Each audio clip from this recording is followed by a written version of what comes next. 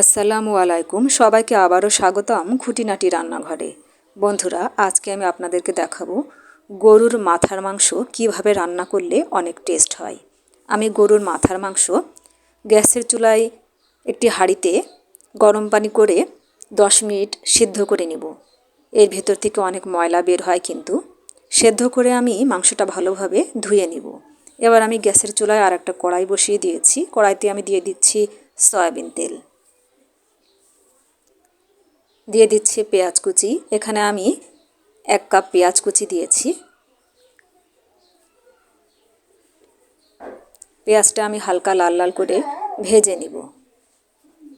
হালকা ভাজা হয়ে গিয়েছে, দিয়ে দিচ্ছি 1 টেবিল চামচ আদা রসুন বাটা, 1 চা চামচ জিরা বাটা, আর দিয়ে দিয়েছি শুকনা মরিচ বাটা 1 টেবিল চামচ। আপনারা মরিচটা আপনাদের ইচ্ছা অনুযায়ী দিবেন। কেউ কম খায় মরিচ, কেউ বেশি খায়, সে অনুযায়ী দিয়ে দিবেন। এবার আমি দিয়ে দিচ্ছি এলাচ এবং দারুচিনি, আর দিয়ে দিচ্ছি তারা মশলা আর জায়ফল। তারা মশলা আর জায়ফলটা দিলে কিন্তু মাংসটা খেতে অনেক সুঘ্রাণ হয়। আমি স্বাদমতো লবণ দিয়ে দিচ্ছি, হলুদের গুঁড়া দিয়ে দিচ্ছি। ভালোভাবে মশলাটা কষিয়ে নিতে হবে। মশলাটা যত ভালো কষানো হবে মাংসটা ততই সুস্বাদু হবে। আমি অল্প একটু মশলা ধোয়া পানি দিয়ে মশলাটাকে কষিয়ে নিচ্ছি, যেন পুড়ে না যায় মশলাটা। দেখুন, উপরে তেল ভেসে উঠেছে। এবার আমি ধুয়ে রাখা গরুর মাথার মাংস আমি মশলার মধ্যে দিয়ে দিচ্ছি।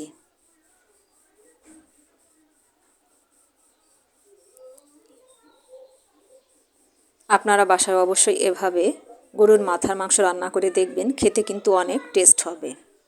এবার আমি ভালোভাবে মশলার সাথে মাংসটা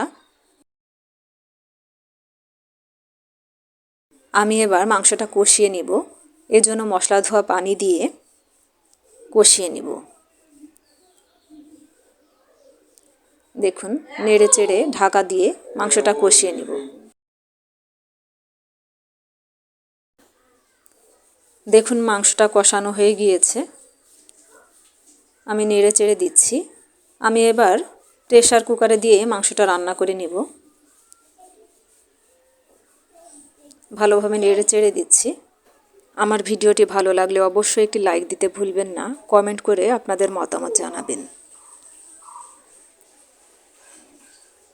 আমি মাংসটা প্রেসার কুকারে দিয়ে দিয়েছি। এবার দিয়ে দিব আলু। আলুটা আমি আগে দেইনি, না হলে কিন্তু একদম গলে যাবে।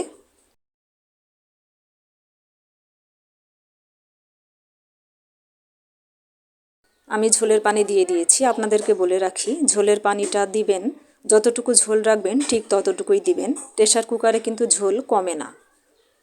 ঢাকনা দিয়ে ঢেকে আমি 8টা বাসি দিয়ে এই মাংসটা রান্না করে নিব। আমার ভিডিওটি ভালো লাগলে অবশ্যই একটি লাইক দিতে ভুলবেন না। আমি একটা মশলা ব্যবহার করব মাংসতে। আমি দেখুন একটি পাত্র বসিয়ে দিয়েছি গ্যাসের চুলায়, দিয়ে দিয়েছি শুকনা মরিচ, আর দিয়ে দিচ্ছি এলাচ দারুচিনি। আগে এলাচ দারুচিনি আর শুকনো মশলা ভালোভাবে নেড়ে চেড়ে একটু ভেজে নিচ্ছি। জিরাটা একটু পরে দিব।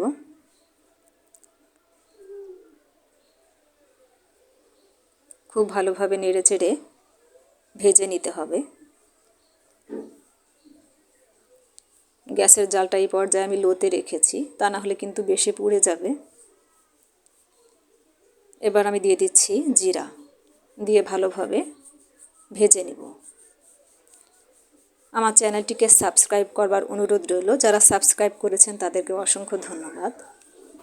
যারা এখনও পর্যন্ত আমার চ্যানেলটিকে সাবস্ক্রাইব করেননি, প্লিজ তারা আমার চ্যানেলটিকে সাবস্ক্রাইব করে দিবেন। মতামত জানাতে অবশ্যই কমেন্ট করতে ভুলবেন না। দেখুন, আমার মাংস রান্না হয়ে গিয়েছে। কালারটা কত সুন্দর এসেছে। আমি এবার গুঁড়ো করে রাখা মশলাটা মাংসের মধ্যে ছড়িয়ে দিব। সবাই ভালো থাকবেন, সুস্থ থাকবেন। আজ আর নাই, আল্লাহ হাফেজ।